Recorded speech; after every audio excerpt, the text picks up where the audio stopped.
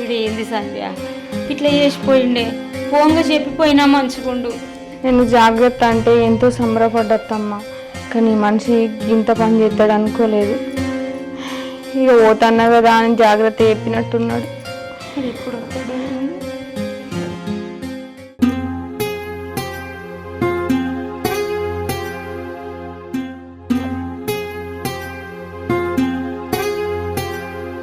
రాజు, ఎక్కడికి పోయినావురా ఇన్ని రోజులు? మాకు చెప్పకుండా పోయినావు. మేము ఎంత బాధపడతానో తెలుసా? కనీసం ఫోన్ కూడా చేయవారా? ఇంట్లో కడుపుతోనున్న భార్య ఉన్నది, దానికి కాళ్ళు నొచ్చినా కడుపు నచ్చినా సోయి లేదారా నీకు? ఈ గురించి బాధపడతానం బిడ్డ. ఏమండి ఎటు పోయిల్లు? ఆఫీస్ నుంచి 1,00,000 రూపాయలు తీసుకుపోయిల్లట. ఆ సీన్ వచ్చి ఇష్టం వచ్చినట్టు మాట్లాడుతున్నాడు. ఏదో పోలీసులు అంటాడు, దొంగతనం అంటాడు, ఏదో కేసులు అంటాడు. అసలు మాకు మనశ్శాంతి లేకుండా ఏస్తున్నారు. ఫోన్ ఎందుకు ఆఫ్ చేసుకున్నావు? అసలు ఎక్కడికి పోయినావు? ఏమైంది? ఏంటి నువ్వు బాగా మాట్లాడుతున్నావు? మా అమ్మ చూడు నా కోసం యోగక్షేమాలు అడుగుతుంది.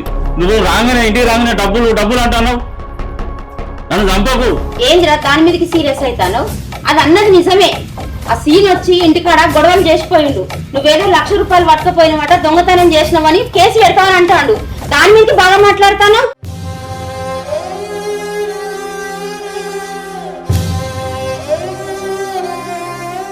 అది కాదమ్మా, మా ఫ్రెండ్కి అవసరం ఉంటే డబ్బులు ఇచ్చిన, వాడు ఇంకా డబ్బులు కాలేదన్నాడు.